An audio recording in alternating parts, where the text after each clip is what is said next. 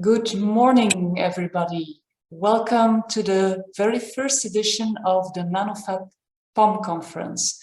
My name is Nathalie Vermeulen. I'm one of the conference chairs, and it's really a pleasure to see you all here at this event. The NanofabPOM conference is part of the Photonics Online Meetup series, and the specific goal of the NanofabPOM conference is to exchange experience and know-how on micro and nanofabrication of photonic devices. Now, for the coming 2 days, we have a very busy schedule with tutorial talks, invited talks, flash talks, a poster session, an image contest, a career panel discussion, and of course, there will also be opportunity for networking. So today we will start with the flash talk session. These are 5 talks that have been selected from the abstract submissions that we received.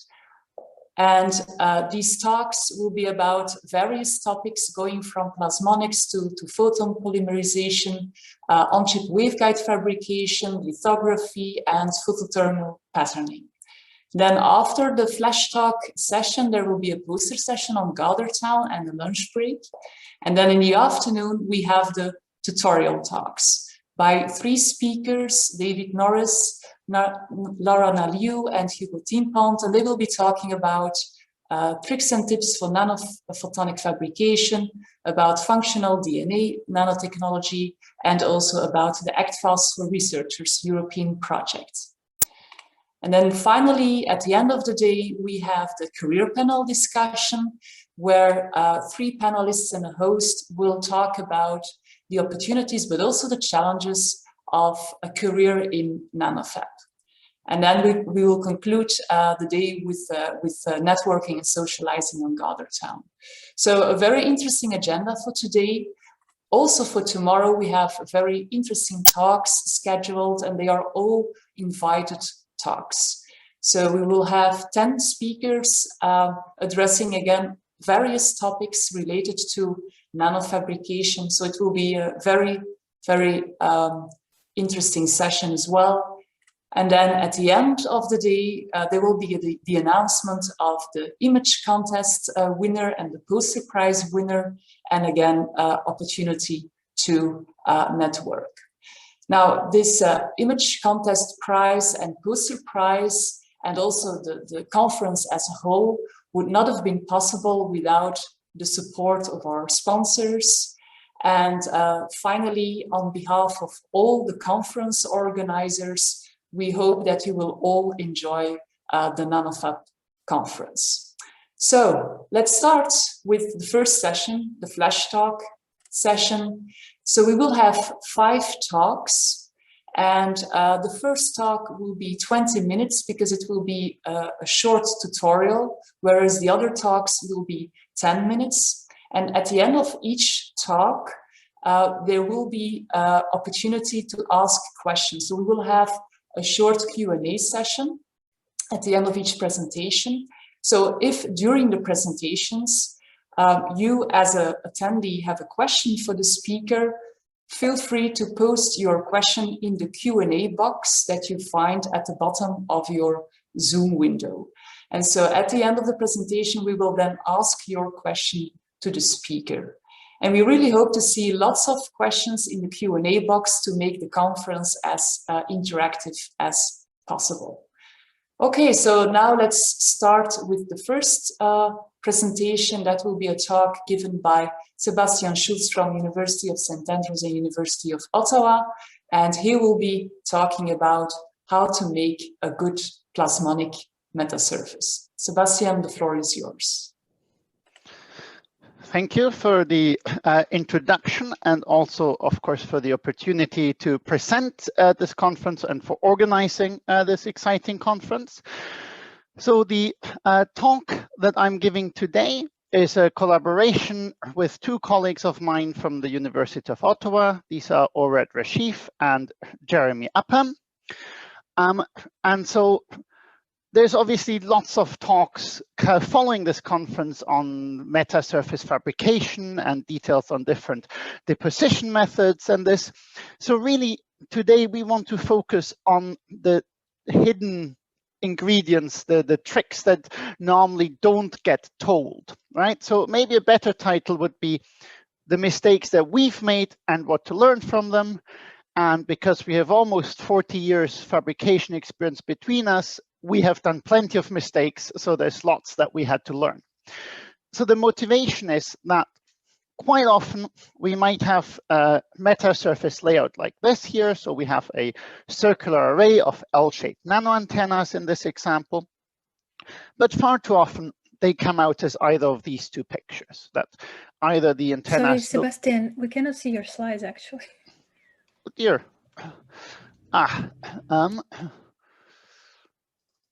Can you see them now?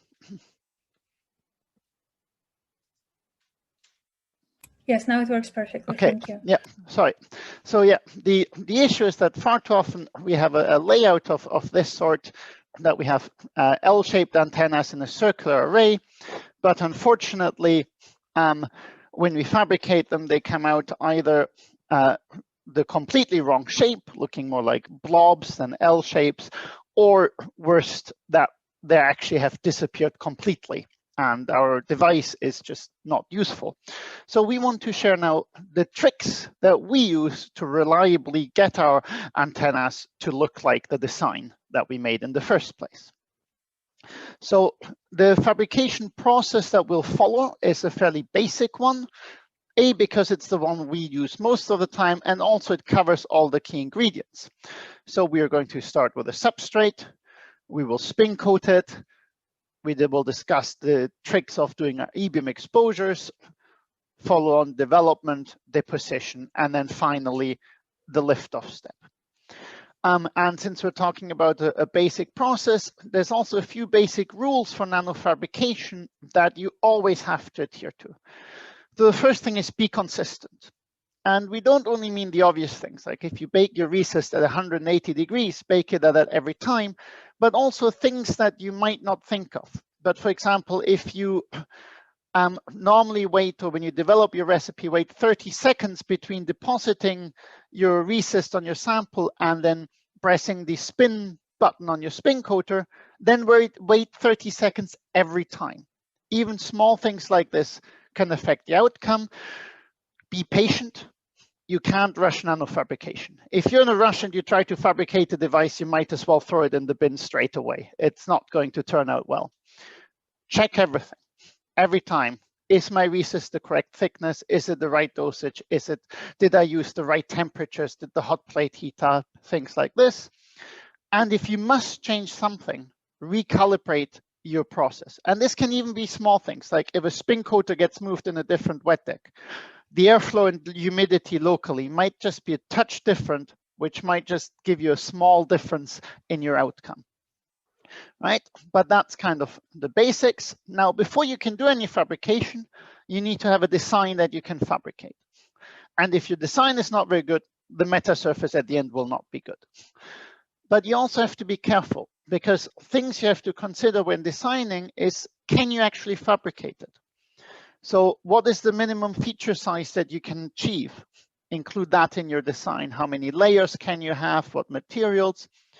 But also, is your fabrication, does it give you sharp corners or rounded corners? Does it give a vertical sidewall or a slight angle in the sidewall? Things like this matter.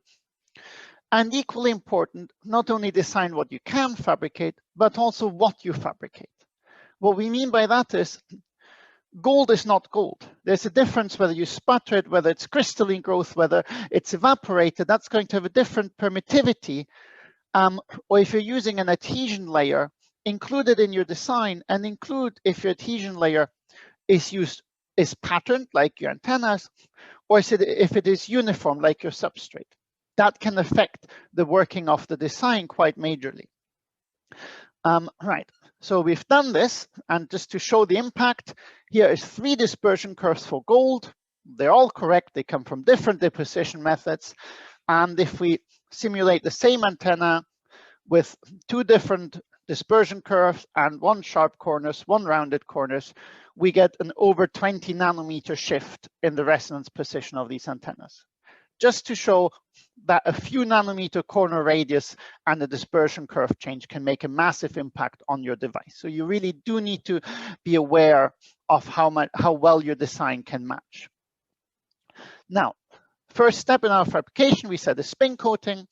And when you start spin coating, your starting point is the data sheet from your supplier of your resist, and that gives you all the information: how to clean your sample, how to dispense your resist, what temperature to bake it at, and most importantly, what speeds to use.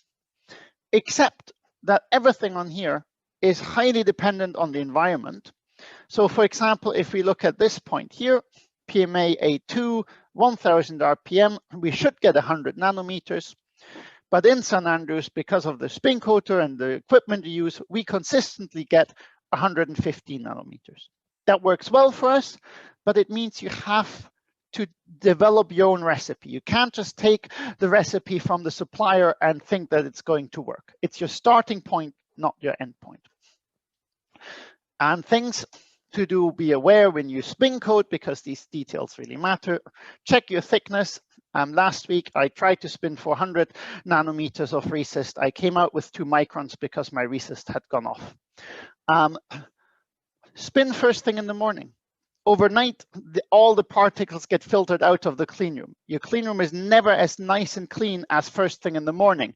You spin first thing in the morning, your samples come out cleaner and come out better, right? Or otherwise when nobody else is in the room. Room temperature and humidity matter. If you live in a place like Canada, you might have a summer and a winter spin coating recipe because the clean room air handling system just can't keep up going from -30 to +30. And if you have a quick look at this bottle, it's a typical resist bottle in that it is long expired. It's okay to use an expired resist, but track your recipe. Don't assume that a resist that's 5 years expired will behave like it did on day one, right? You might need to change spin speeds or might need to dilute it. And be aware of how long you can wait between spin coating and actually exposing your resist. Now, when you spin coat for liftoff, what you need to achieve is a good undercut. So what we mean is that the top of our resist needs to be narrower than the bottom. And most importantly, we want this undercut gap here to be about 2/3 of the total thickness of the layer and double the metal thickness. Why? Well, because this picture, what people normally show for deposited metal, is wrong. In reality, we're going to have a lip of metal normally deposited here. And so in this case here, it's fine, but if we make our metal thickness higher or our resist thinner, then this can form a continuous film. And so now when I try to do my liftoff, my solvent cannot attack my resist, or if it can, then there's a high chance that the adhesion of this metal film to itself is stronger than the adhesion of the metal to the substrate, and voila, we have removed all the antennas from our sample.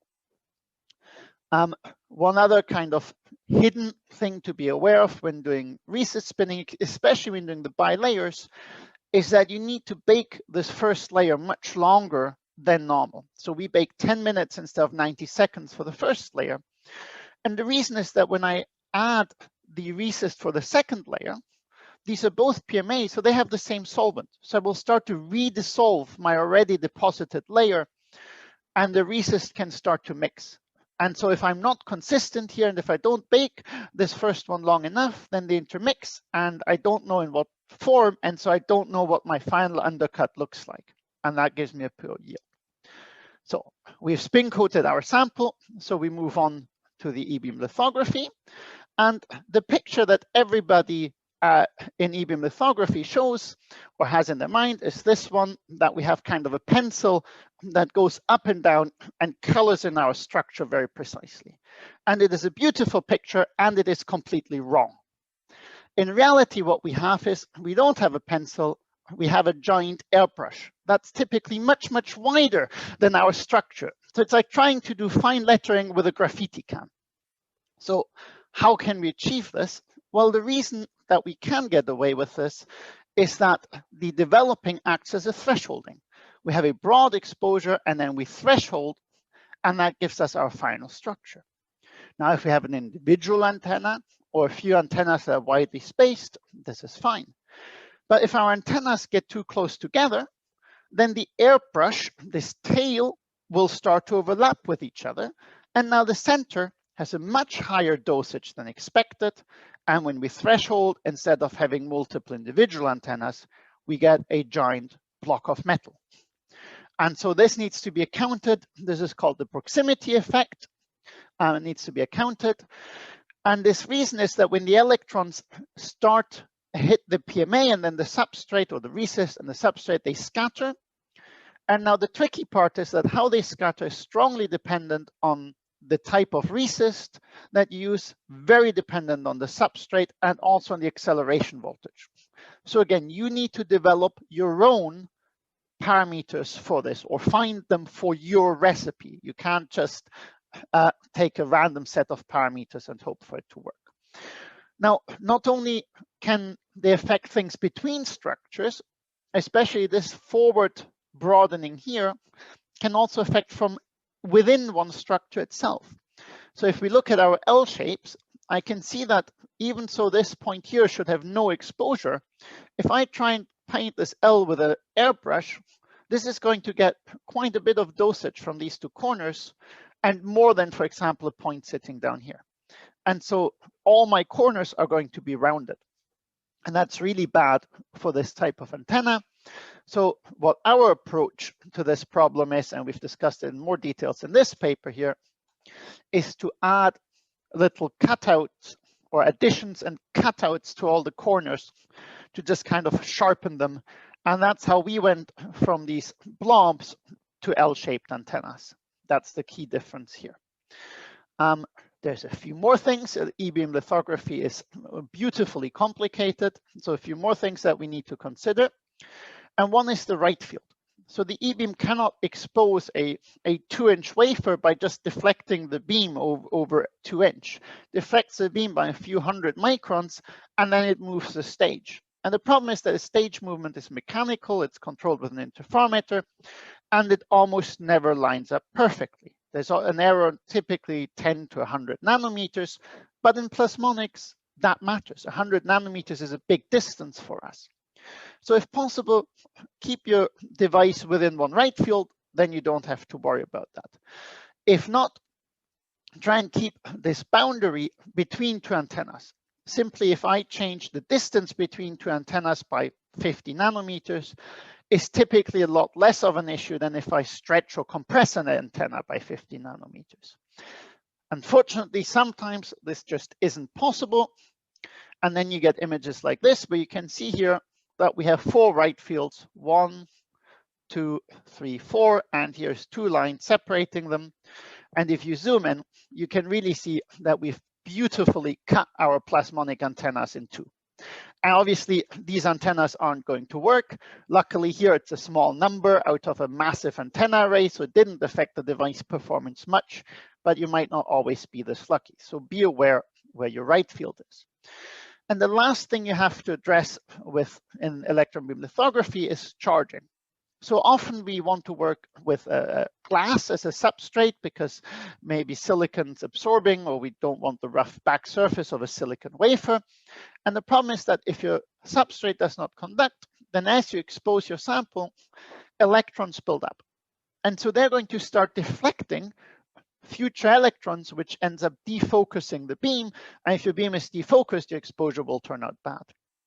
So you need to include a charge mitigation layer. There's conducting polymers, metal, transparent oxides that can be used. But you need to be aware whether you put it between the resist and the substrate, in which case you need to see how it affects your metal deposition in this. Or if you put it on top of the resist and then remove it before deposition and development, in which case it will affect how the electrons scatter going into your material. So then you need to include it when you determine your proximity error correction. And we have said monitor everything, track everything. So how do you track an E-beam exposure? Well, we have a test pattern for this, and we're making it available online. It's different squares that receive a different multiplier of your base dose, and then you can run after development a profilometer over them, and you see that these doses here have not cleared, and then here the higher doses have cleared. We now have a consistent level corresponding to the thickness of our resist. So here the clearing dose was 1.05 in this exposure. And the last part is we've also got test patterns for drift and right field alignment here. So in the right field, we have these vernier scales, which are in different right fields. And so the misalignment here tells you how bad or big your error in the right field alignment is. So you can track that. So this is as finely done with the beam lithography. So now we're going to develop the sample. And the key thing to be aware when developing is that your exposure and resist must match the development. There is not a clearing dose for PMA. There's a clearing dose for PMA given a certain developer. So this is PMA, 4 different developer concentrations, and you see that the dose factor changes by a factor of 2. So again, you need to be in planning in advance which one you're going to use, and then stick to the same concentration and parameters consistently. Not only is it the concentration that matters, it's also the temperature. So this is the same developer, PMA, but a 20-degree change in temperature is a factor of 3 in the exposure dose. And it also changes the slope. So this will give you a good undercut with a single layer. This will give you a vertical sidewall. Again, you need to be aware what you want for your process and control that temperature, because a 1-degree change can already quite significantly affect your outcome.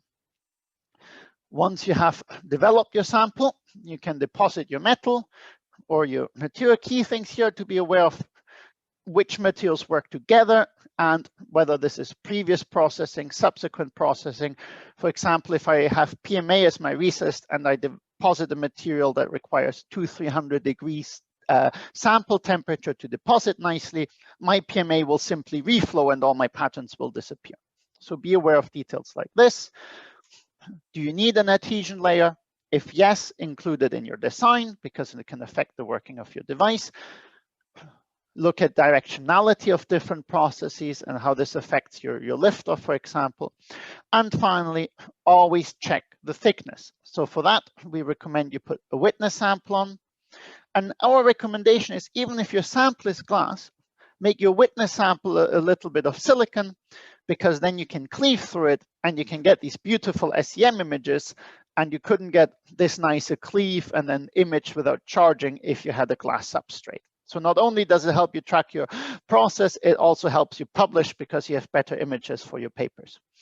And then comes the final step, which gives you the last opportunity to break your sample, and that is liftoff. And our advice is, don't sonicate your samples. Instead, we have a dummy sample here, which is this beautiful bit of coloring tablet. And now we, instead of sonication, we agitate by using a pipette or tweezer to gently blow liquid over the sample. And you can see how it creates quite a gentle agitation. And so it removes the film that you want to remove, but ensures that the antennas stay on the substrate. And if you do this, you can even get antennas like this, which is gold on glass with no adhesion layer. And these here have a sub-nanometer bandwidth as plasmonic antennas. So to summarize, make sure your design and fabrication match, check everything at every step.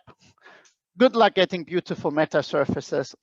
And if you think that you knew everything which I've told you, or you want to test your knowledge, before Christmas, I ran some fabrication puzzles, and that's 12 days of fail or 12 days of fails on Twitter. And thank you very much for your attention. Thank you, Sebastian, for this very inspiring talk with lots of tips and tricks, which are very valuable for a lot of people, I'm sure. We really appreciate it that you give insight into all of the experience you've built up in the lab. Are there any questions from the audience or from the panelists? Perhaps I can start with a general question. So you've shown a lot of solutions to different challenges related to e-beam lithography. Is there still one challenge that you think needs further improvements, or do you think everything is sorted out now? You know how to make the perfect nanostructured material? No, we don't know how to make the perfect material. I think a certain issue is the stitching error. Is certainly something that, let's say, we work around, trying to have it between antennas and keeping your structure within one right field. Is workaround is not a real solution, because it limits what you can do. From the proximity effect, the solution is by 100 kV e-beam if you can afford it. It's the type of e-beam that suffers the least from it. So it's become very good at writing funding grants, which unfortunately we haven't achieved. So we have to work with this.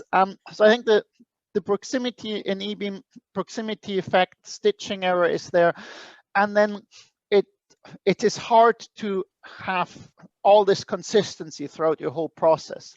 So what I didn't say is we typically, if we want a meta surface, we'll write 3 or 4 copies. So we'll write a copy with 90% of the dose, one with 100%, and one with 110%. And that way we kind of hedge our bet that if there's a small drift to either side, we still have a device that comes out exactly as we want it. But again, that costs a lot of time then in the fabrication, and isn't let's say suitable for future mass market. If you want to make devices, you can't have only a third of what you make be viable. You want to have 90% of what you make be a viable device. So those are workarounds that work well for academia, but that need solving to make this something that can, let's say, be rolled out to mass markets. Thank you very much. Okay. Other questions? A comment and a question also to Sebastian. Thank you very much for the very nice summary. So it's very, very valuable for everybody joining. Just one comment with regards to the control of fields and also with regards to proximity. There will be a talk tomorrow which I will give, and there we will talk about how you can use software for mitigating for most of those issues without having to try and error. But with regards to the resist process, I think specifically the devices you are manufacturing are very, very sensitive with regards to the resist process. And you have been mentioning also different resist developments and the temperature. Now in practice, what is the development temperature you are using? Can you comment on the cold development process? How reliable that is? So we're not using the cold development process. So we're using a 20-degree development process. So in Canada, that actually didn't, when I was in Ottawa, still that involved cooling. There the room was about 21 degrees, so we cooled the liquid down to 20 degrees. Here in St. Andrews, our clean room where we do the development is quite reliably at 20 degrees. So we use the 20-degree one.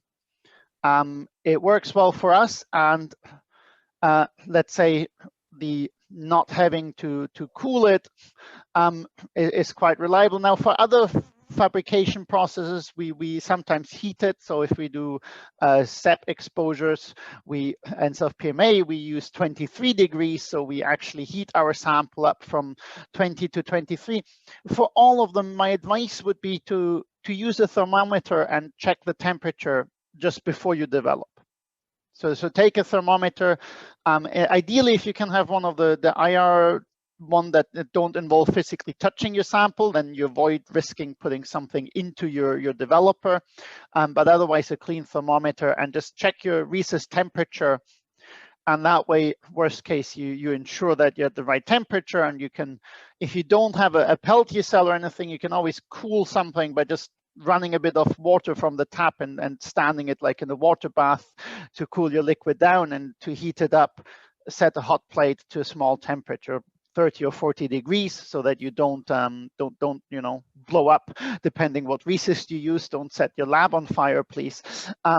But so kind of every temperature development can work as long as you know that you have the same temperature every time. I think that's the key message. Okay, very good. I see there are 2 questions now in the Q&A box, so I would suggest we go over these 2 questions and then move to the next speaker.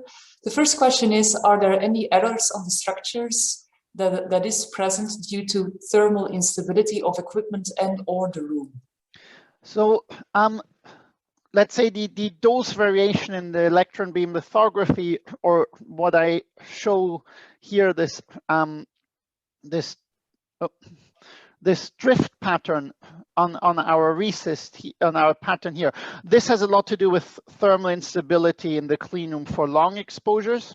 So for meta surfaces, this isn't particularly bad. It's more if we do waveguides or things that it comes into play, that bits that are written at long time differences might not work. So the key thing is to avoid thermal instability in e-beam exposure is if you're exposing things where different parts need to connect together or different apertures get switched and need to connect together, do this as close together temporally, so that you minimize the risk of drift over a 24-hour period, for example. And otherwise, again, it's the time, if your clean room fluctuates in temperature, measure, and if you normally spin at 20 degrees and you walk in the morning and your clean room is at 18 degrees, don't spin. Wait until the room has heated up. Come back and go it again. Or if it often fluctuates, then have multiple recipes that you use for different temperatures to get your correct, let's say, thickness. Okay, very good.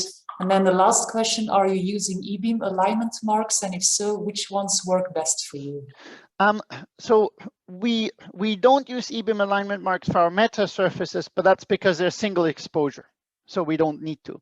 We have just kind of blocks where we put a kind of marker, the corner, and the solid bar on the top, so that in the microscope we know which way's up and which one our sample is. If we do need multiple exposures, we do have alignment marks, and our alignment mark is a feature of ever increasing crosses. So we have a pretty big cross, which is easy to see.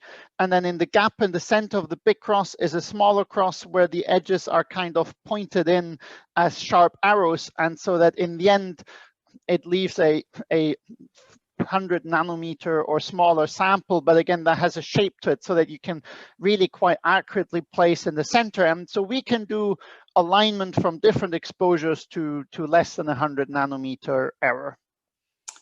Okay, thank you very much once again, Sebastian, for your excellent talk. And now we can move to the second speaker, which is Willem Antey from Multiphoton Optics. And he will be talking about 2-photon polymerization technology for next generation micro-optics and photonic devices. Willy, the floor is yours. Okay, thank you. Great. Let's go on back. Hi, I'm Willy, and we already had a great talk, and now I'd like to talk to you about 2-photon polymerization and how you can use this in your application. So what are applications in 2-photon polymerization? There are a lot of applications, like all the pictures you see on the slide. On the top left, there are imaging, illumination, beam shaping. Then we have waveguiding, microfluidics, and a lot of bunch of applications. On the top left, you see a lens stack, and these lenses were printed within one printing step, meaning that you don't have to actively align the lenses above each other. Another application is a diffractical optical element where you can shape your beam, which is coming in, and you have also waveguiding structures. You can make a waveguide between a laser source and a grating coupler or edge coupler, and with this increase your efficiency of getting the light from one point to the other.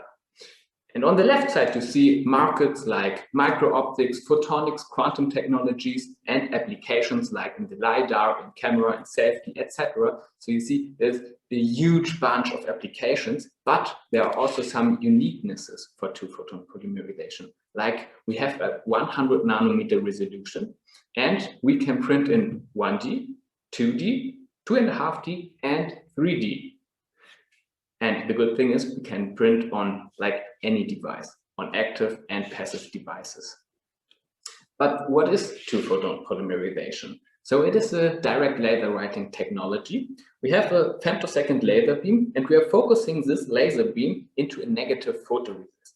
And in the tiny focal volume, there is a negative photoresist will polymerize. And this volume, this can be moved within the negative photoresist.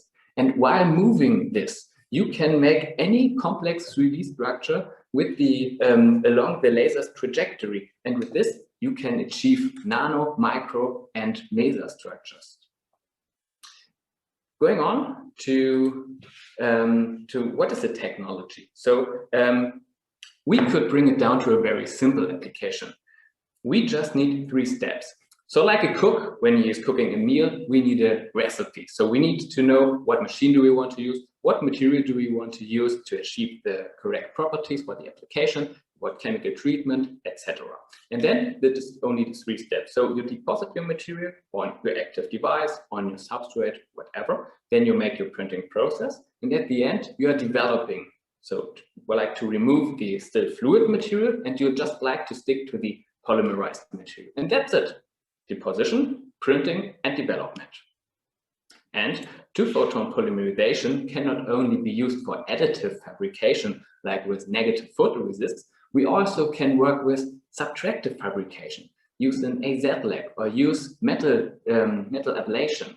And we also can directly fabricate into glass, like the Futaran glass. We've made an experiment project with the company Schott, you see on the bottom right side. And this gives a whole bunch of possibilities for just one machine you're using. But we from Multiphoton Optics love to use negative resist and to do additive manufacturing. And for this, we're using the material class of homoceres. So what is a homocere? An homocere is an organically modified ceramic. You have an inorganic part and you add an organic part. And together, you have a hybrid material. And here I just show you some diagrams for these materials. You have a very good transmission for 400 nanometers and above. You have a very low shrinkage. So when you go down to 10K with your structure, you will just have 2% of shrinkage. You can tune your refractive index by tuning the ingredients you put into your homocere. And it is already used for active applications. So I myself printed some micro lenses on top of a semiconductor laser. And right now, these lasers are working for more than 2 years. And you have to know that the light density is at 1 megawatt per square centimeter. So let me go on a bit more into this application. Where do you need this for?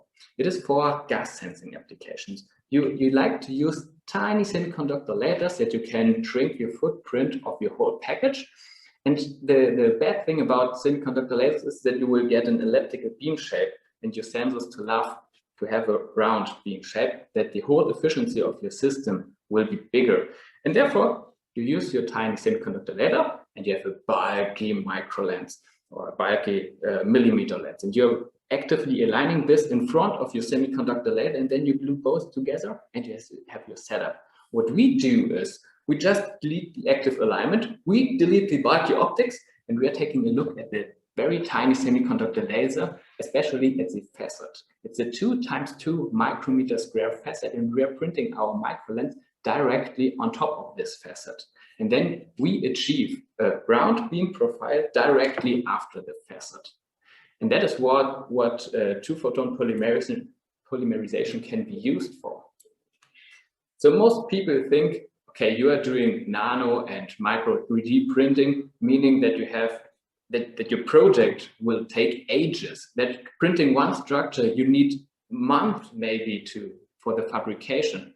Yes, there are applications where you have your structure and you have to make a grid out of your structure that you will polymerize your whole structure. But there are different structures as well, like a millimeter lens. If you want to print a millimeter lens, you don't want to polymerize your whole material within. So you just polymerize the outer shell. And when you then develop your sample, then you have your outer shell with a still fluid negative resist inside. And then you make one UV flash and you will polymerize all your fluid material inside. And with this, you can save a lot of fabrication time. We are calling this Elkin and Falcon 3D. The one is you have your trajectory of your outer shell of your structure, and the other is you are adding a tunable laser power. And with this, you can even polymerize more material within the same time. And this is the difference to a conventional 2-photon polymerization machine, where you have only your grid of your structure and you are making your lines within your XY plane. And maybe when you're doing the grayscale lithography, you are also adding the tunable laser power, but you are still making your lines. You are following your grid of your structure. And we can use the whole 3D trajectory. And I guess I have only 30 seconds left, and that's why I like to tell you who we are. We are Multiphoton Optics. We are a kind of small company, but we are the global solution provider for 3D lithography systems via 2-photon polymerization. And we are founded in 2013 from a Fraunhofer spin-off. And since March 2021, we are wholly owned by Heidelberger Instruments. And we did not do all the work by our own. So we have strong partners and networks like the EPIC Consortium, like Photonics 21, like all the companies and networks you see on this slide. And with this, I guess my 8 minutes are over, and I'm thanking you for your attention, and I hope that you have good questions for me, and please go ahead. Yes, thank you very much for your talk. Very interesting, very innovative approach for doing 2-photon polymerization. Are there any questions from the audience? Feel free to post your questions in the chat box. Maybe I have a small question to start with. So you discussed the use of different types of photoresists. Do they all have, probably not, but do they all have the same resolution, or are there big differences in the resolution that you can obtain depending on the type of photoresist? Yes, there are huge differences between the types of photoresist you are using. So even when you're using different kinds of armored cells, then you can have different smallest structures you can create, or different smallest gaps you can create between two structures. So it's a kind of an own field to what material you use for what application and for what printing strategy. Okay, thank you. Any other questions also from the panelists? Feel free to raise your hand. Yes, Sebastian, go ahead. Yes, so my question is there a limitation to the thickness that you can achieve with this contouring and then 3D flash, and then UV flash approach? So I guess you are talking about the height. What is the maximum limitation? So we did not try the maximum limitation, and it also depends on, do you like to have an optical surface quality, or is it okay if it's very rough? Then you can use different kinds of objectives, and with this it's faster to fabricate. But we already showed that we can do 1 millimeter and more. Wow, impressive.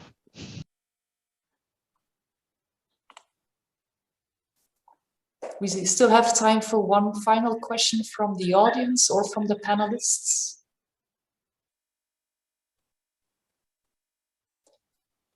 Well, maybe what is the next step for you? What is the next big thing you want to achieve in your investigations with 2PP?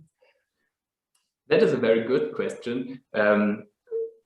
Of course, I cannot tell you too much, but what is very important for us is that we combine our know-how of the material with whiting strategies. And right now we are putting both together, adding there some new hardware parts, and then we can create let's say a new kind. Okay, I know it's a tricky question, so thanks for answering. Okay, very good. I think we can move on to the third presentation. And this will be a presentation given by two speakers, Sharula Mitso-Lidu and Arnold Everhart from Lyonics International. And they will be talking about stress-based PCT phase actuator in triplex with microscale switching time. The floor is yours. Yeah, thank you. And if you didn't understand the word in the title, don't worry, because we'll go over every part of this in the next few slides. This is indeed the part, the work from Linux International, and yes, it works. Okay, so what we do is we use our photonic waveguide structure. We call it the asymmetric double stripe, and it's our Linux International developed triplex system, waveguide system. So what it is, it's a silicon nitride waveguide, actually 2 stripes of silicon nitride waveguides, a thinner one and a thicker one above, embedded in a silicon oxide cladding. So this is a very typical, common waveguide kind of structure. And here's a close-up SEM image.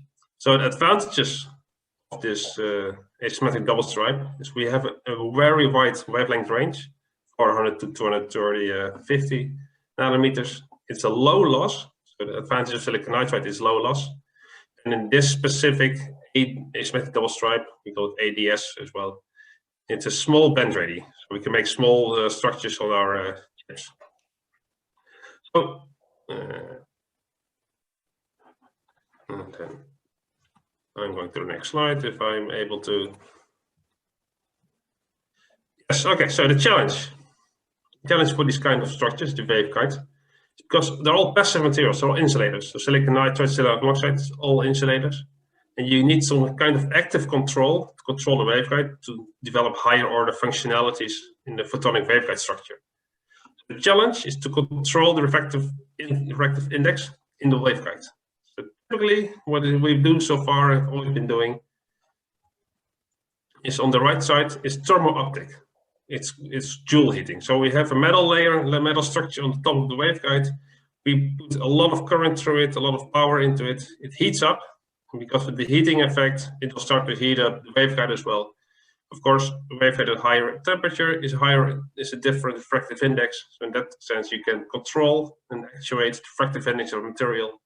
In that sense, you can make a phase modulator. We'll get to the phase modulators later. But the drawbacks of this, it's a high power, it's about 300 milliwatt, which is a really high power, which you can use on lab scale, but you don't want to use commercially on large scale. It's too much power, and it's relatively slow, hundreds of microseconds, kilohertz. It's not what you really want. It works now good for static applications, but for high frequency applications, it's not the best. So what we have done, we thought about how can we introduce some other kind of actuation into our waveguides. And we came up with stress optic. A stress optic, and we used the piezoelectric effect. And the piezoelectric effect here is we take a piezoelectric material, and what the characteristic of the material is you apply a voltage to a piezoelectric material, it starts to deform. You apply a voltage, it starts to deform laterally, vertically, laterally, all directions. And the more voltage you apply, the more it starts to deform. Deformation, of course, in a structure gives stress. Stress on the waveguide gives a different refractive index. So in this way, we can control the refractive index of material by producing stress in the whole setup, in the whole complex, in the materials. The advantage here is that the power consumption is much lower. A piezoelectric is an insulator, so officially you don't use any power, you use a little of power, a little of current running, but basically no current, high voltage. So low power in the end. And the switching speeds are much faster. You go to 1 to few microseconds, theoretically even lower, and pretty high frequencies. But the material that we made and developed is here on the left. So here we have our ADS, asymmetric double stripe, triplex silicon nitride waveguide. Here you can see them embedded in silicon oxide cladding, so the typical cladding we use. And on top of this, we deposit an electrode, PCT, and an electrode. PCT is basically stereotypical, it's a standard piezoelectric material. PCT, lead, zirconite, titanate. It's the standard commercial piezoelectric material that everyone uses. Why? Because it has high piezoelectric effects. So you apply voltage and it deforms a lot. What we do, we deposit the material, we apply electric field between the two electrodes, top electrode and the bottom electrode. PCT starts to deform, and with the deformation it creates stress in the whole structure. So on the right we have a simulation of stress generation. So this is one of the stresses you can simulate. Here we have our waveguide. We have a stress generator. We can see from the top, it generates a lot of stress and starts to propagate through the whole stack of materials and also reach the waveguide itself and the cutting around. So indeed, we can apply a stress to the material, which in the end then gives a different refractive index. And then we go to the next part with the results of these PCT actuators in the lab with the actual photonic structures. And I'll give the floor to my colleague.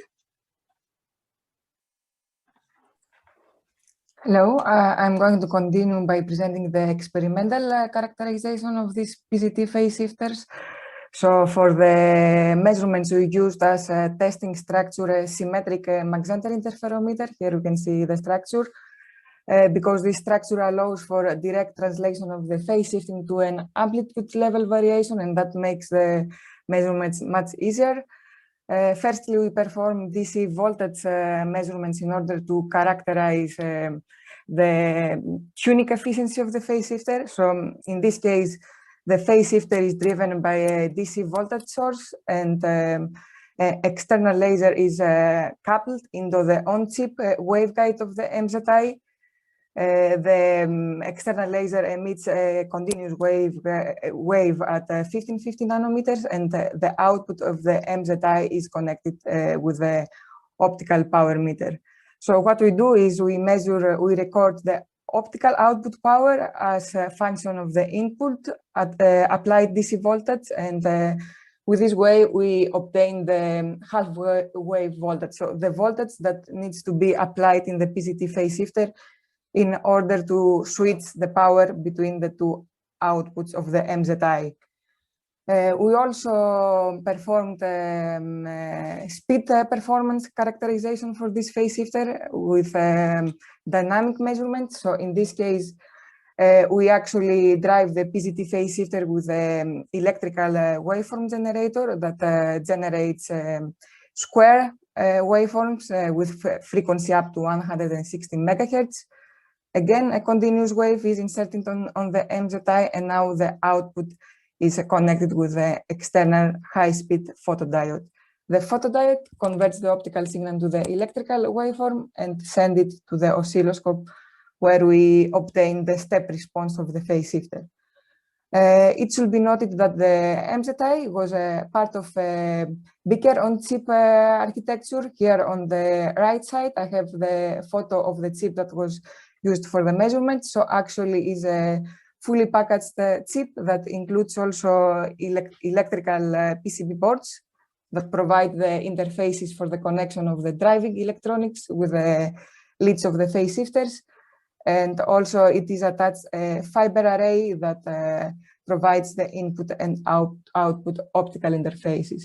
And this chip was designed for, it's a commercial chip designed for beamforming functionalities, and it has around 150 phase shifters on top of the photonic chip. So if I continue with the experimental measurements, firstly, I have the tuning efficiency results. So from the graph of the optical transmission versus applied voltage, we measured a halfway voltage of 15 volt for a length of 1.6 centimeters of phase shifter. So from this value, we concluded that the halfway voltage length product is equal to 24 volt multiplied by centimeters.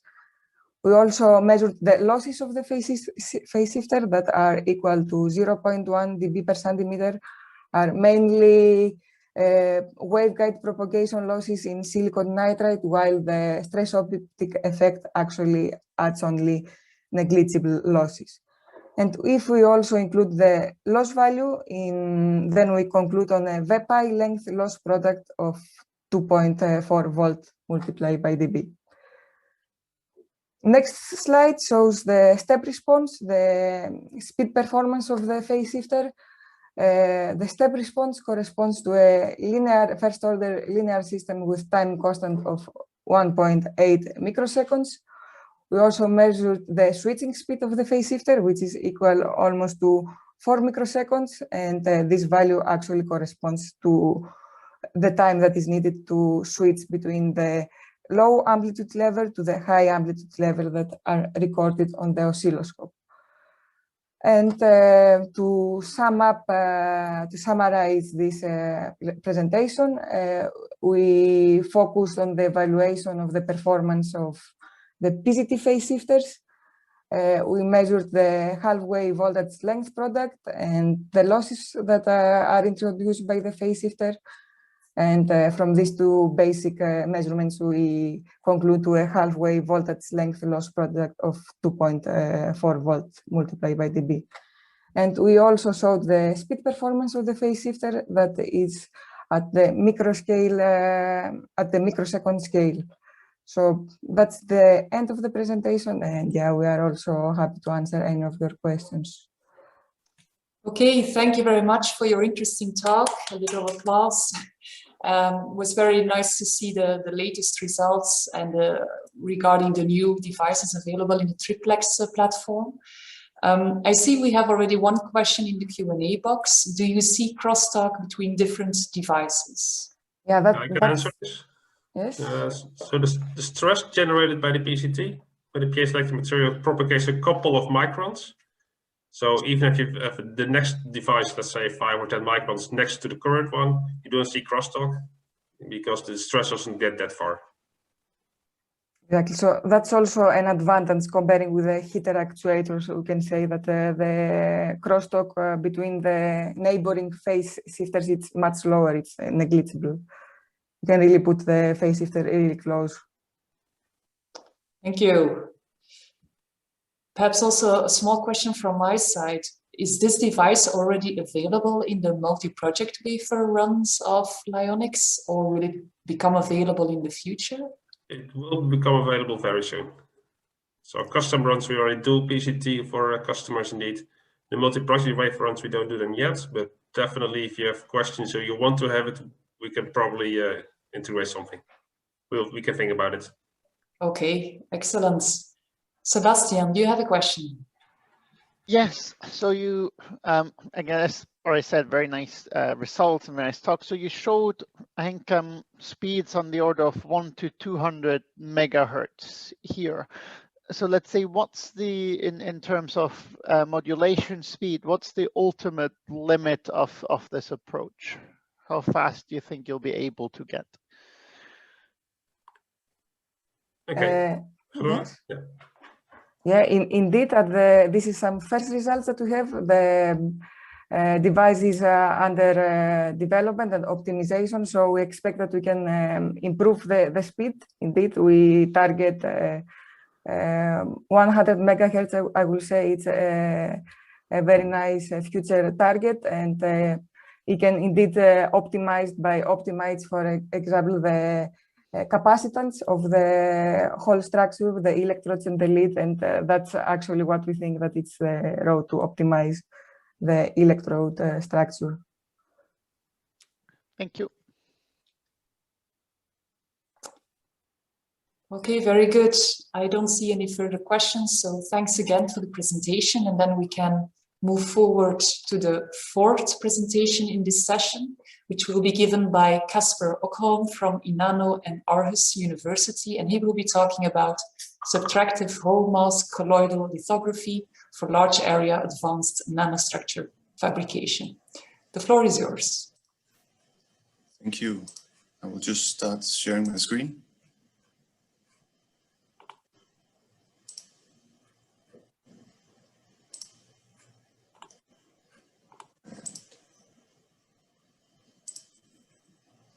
So I hope you all see my screen now. Yes. Good. Right. So first off, thanks a lot for the organizers for this conference. It's a really nice conference, I think. Yes, so I'm Casper from Aarhus University in Denmark, and I will give a talk on a still ongoing project. So. Unfinished that we have. It's about a fabrication technique that we have called subtractive whole mass colloidal lithography, and we use it for large area nanostructure fabrication. So the kind of motivation is that many of the techniques that we use for advanced nanofabrications, like e-beam lithography or FIB milling, they like variously suffer from either poor scalability, low throughput. They can be slow or complicated and quite expensive. Right? So whole mask colloidal lithography has proven an efficient way for a cost-effective large area fabrication that we can do on like the centimeter scale. So this is a glass substrate that is 2.5 centimeters in diameter that we can easily fabricate. So the workflow is that you deposit polystyrene particles on a PMMA spin coated on a substrate. And so in this work, I've worked with the polystyrene particles of a diameter of 200 nanometer. But in principle, you can choose different diameters. So the PMMA layer that I will show for these fabrication steps is around 180 nanometers. So on top, you have these polystyrene particles. You then deposit. We use titanium for making up the mask. Then you simply do tape stripping to get rid of the polystyrene particles, and then do plasma etching to clear the holes, and then deposit gold. And as you say, the metal depositions here are done through PVD. And then you can do a lift off and you have your final structures. So some things to consider is that while you are depositing, these holes in the hole mask will start to shrink. So you will get like a sidewall angle here on your structures. The polystyrene particles, they also, I mean, there's a polydispersity, so they won't exactly have the same diameter.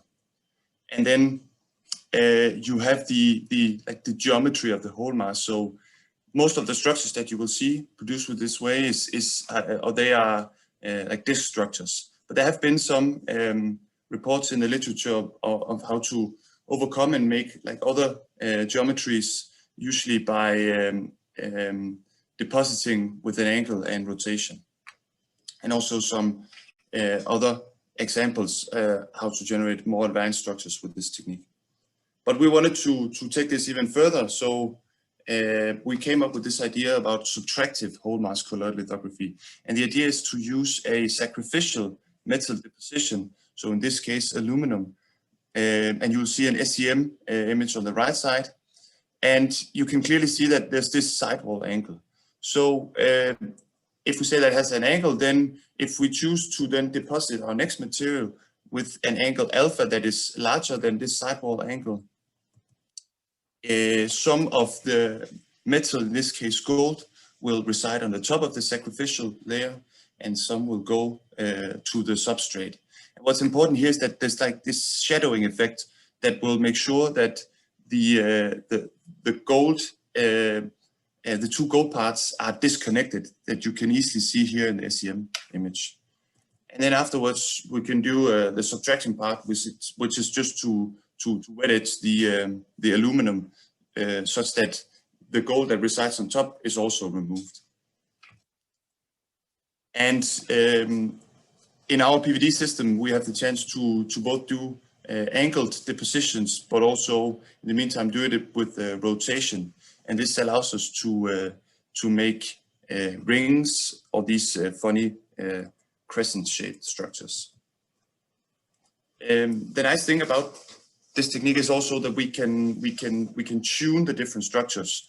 So for making crescents here, we can tune the width simply by changing the evaporation angle. So with the greater evaporation angle, you will get wider structures shown here.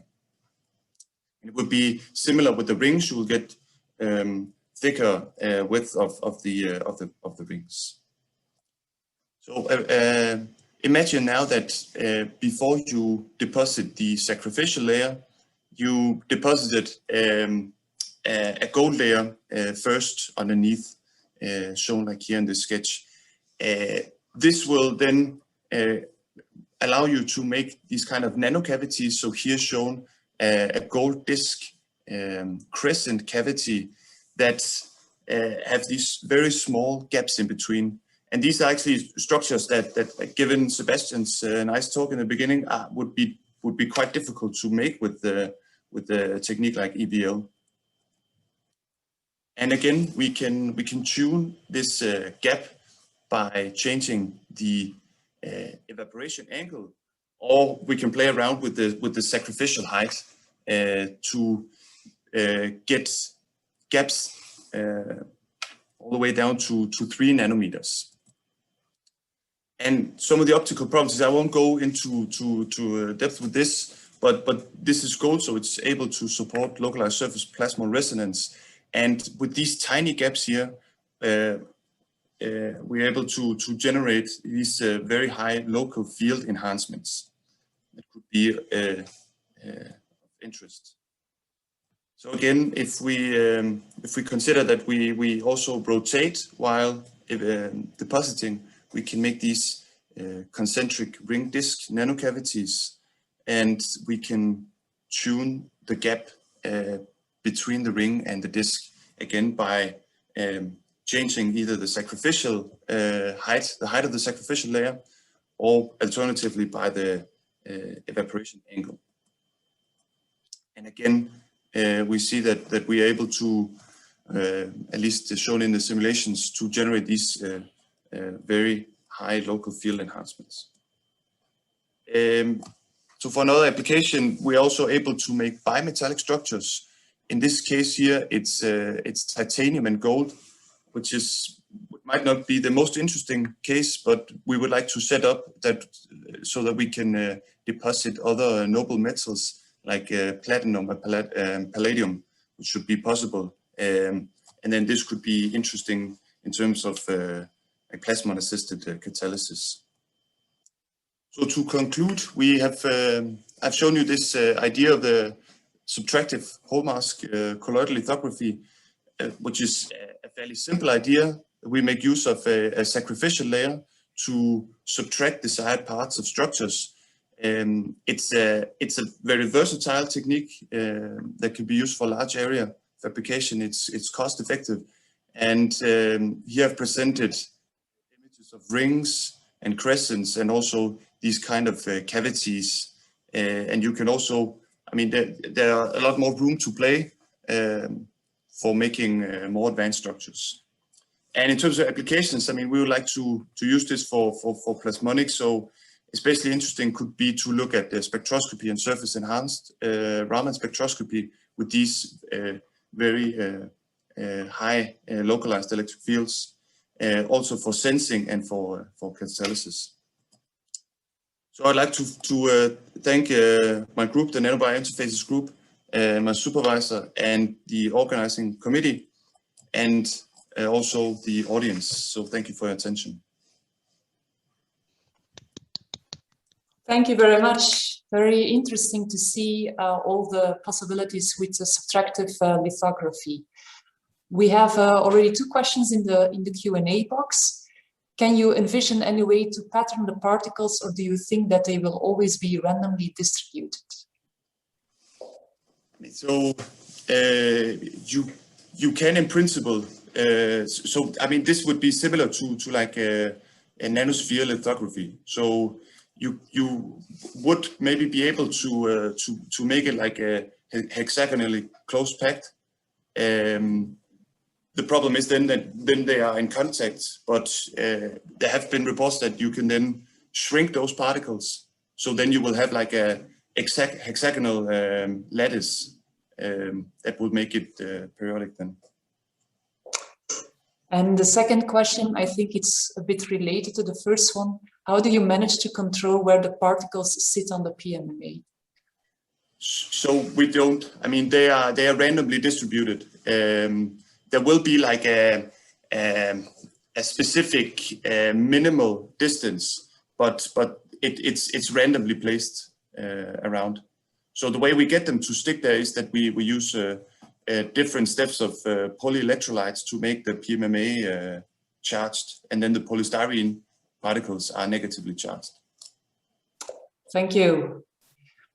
Any other questions from the panelists, for example?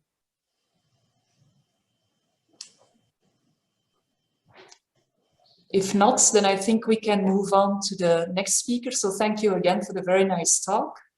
And so the next speaker, the last one of this session, is Meghna Jha from University of California, Davis. And she will be talking about rapid photothermal patterning of conjugated polymers. The floor is yours. Hi, so I hope you guys can see my screen and not the notes this time. Yes, we can see your screen. Perfect. Okay. Hi, everyone. Good morning. My name is Meghna Jha, and I am a PhD student in the Mule group at University of California, Davis. And today I would like to present our group's work on photothermal patterning of semiconducting polymers. So, organic semiconducting devices, usually like flexible displays, organic photovoltaics, have received widespread attention during the past decade, mainly because these are made up of semiconducting polymers, which have promising qualities like solution processability, that too at like lower temperature, around room temperature. They have superior absorbance emission qualities. They are lightweight, flexible substrates, and they have lower environmental toxicity. Also, to fabricate these devices, some kind of nano or micro patterning technique is required. So let's go ahead and discuss the conventional patterning techniques first. So this is a graph that shows throughput versus resolution for some of the techniques that already exist in the field, like photolithography, stamping techniques, and inkjet printing.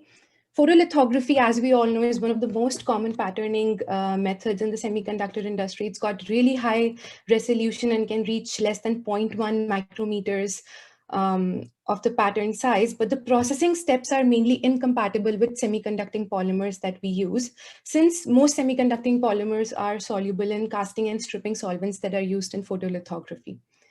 We also have stamping techniques which have quite high resolution and mid throughput, but they suffer from instability and material deformation and are not reliable and efficient. Next is inkjet printing, and they have high throughput, but it lags in terms of resolution. The maximum resolution that can be achieved with inkjet printing is mostly like 10 micrometers, and we need to go like above that to make like future electronic devices. So what's the solution? Over the past few years in our group, we have developed a photothermal patterning technique which works on the principle of turning the semiconducting polymer into a negative resist and directly photopattern it. So how this works is that we use a laser scanning confocal microscope to shine laser light onto a semiconducting polymer film that's exposed to a solvent. So what happens is that the polymer film is not soluble in the solvent at room temperature, but as soon as the laser light is focused on the polymer and the polymer reaches the dissolution temperature in the solvent, it dissolves away and creates this negative pattern. So this is the principle behind the technique that we have developed. Now, using this, we were able to directly write patterns into P3HT. The structure of P3HT is shown on the extreme right. It is one of the most well-studied polymer in the field of organic electronics in my field.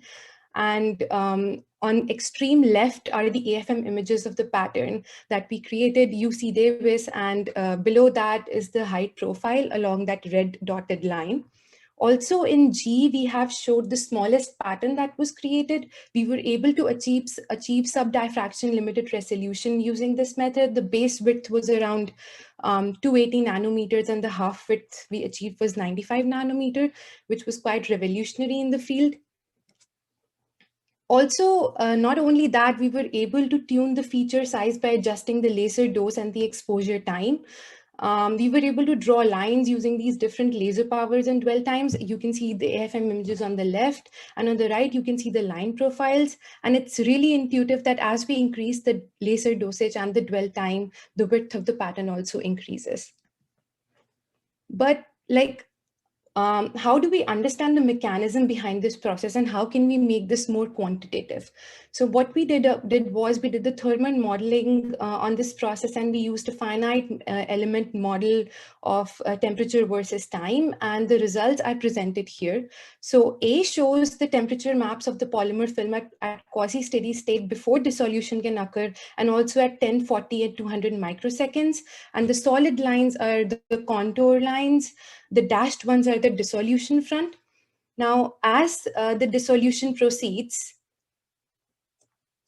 we can see that the portion of the film with the laser focus actually dissolves away and causes significant reduction in the temperature because of the reduced absorbance. So what happens is, as more and more of polymer is actually taken away, is dissolved, there is less polymer to actually absorb the laser light now. So that's why the film, we're not able to actually reach the bottom of the film, and some polymer is always like kind of left at the bottom. These effects can also be predicted in the dissolution line shapes in B, that's the top panel. Those are the model features, and below that are the experimental lines that we got, which match quite well with the model.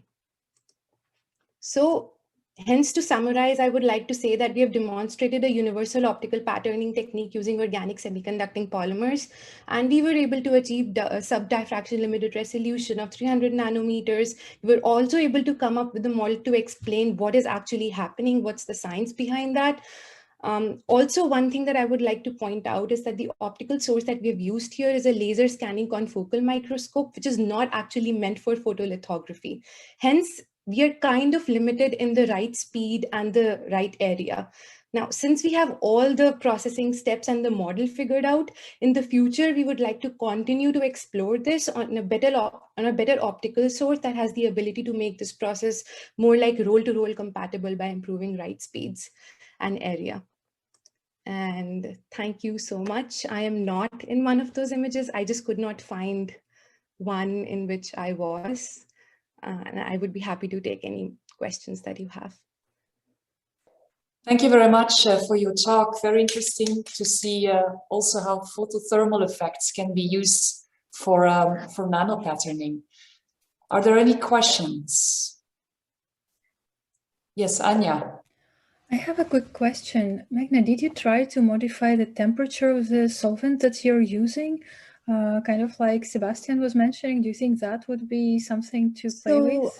Yeah, so what happens is that I think the pattern resolution is like mainly dependent on 3 parameters. First is the solvent quality. So right now we were like using this polymer with a marginal solvent, like, so the solvent doesn't dissolve at room temperature. And we're continuing to do these experiments with like solvent mixtures, like, you know, mixture of a good solvent with a bad solvent to, you know, see how the pattern resolution actually changes. And we're also trying to change the dwell time and the laser power, but we've not actually changed the, you know, the temperature, because we don't have a way to maintain it actually, because we were not in the first place able to find a device which we can use to, you know, pattern these materials. And we were like actively looking for ones, but yeah, no, we haven't really like changed the temperature of the solvent as such, but there are like a lot of other things that can be changed that can, like, you know, change the parameters and what we get out of it drastically. So there's too much to explore right now, including that. I see we also have a question in the Q&A box. Does the direct writing technique affect the electrical properties of the semiconducting polymer? No, it does not affect the electrical properties. We were able to measure conductivity values of around, so P3HT in general doesn't have really high conductivity, but if you dope the polymer, you get higher conductivity. And we doped the polymer and did the same thing, and the conductivity did not change, even on redoping to achieve the actual polymer again. So it doesn't change the electrical properties. Thank you.